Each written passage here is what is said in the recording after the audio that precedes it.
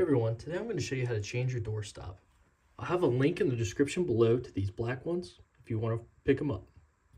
First, you'll see that the old one I have here is actually missing the actual doorstop part, so that's why I'm replacing it.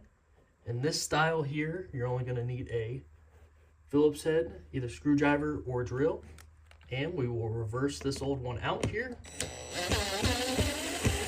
Alright, so once the old one's out, we can take it off. And with the new one here, you actually have to remove this little plate on the back here. You can do that by holding the spring and holding the back part and rotating it counterclockwise. That'll release that. So then we can take our new screw and put it in. And I usually just go in the same hole. There's no real weight going on this, so it should be fine. The key is, when you're putting the new one on, you want to get it snug but not super tight. That way it doesn't bend the metal.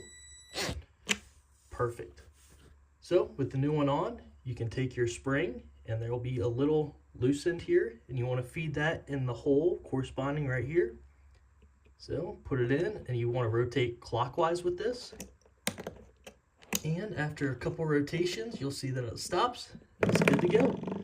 If you thought this video is useful, please leave a thumbs up. Thank you.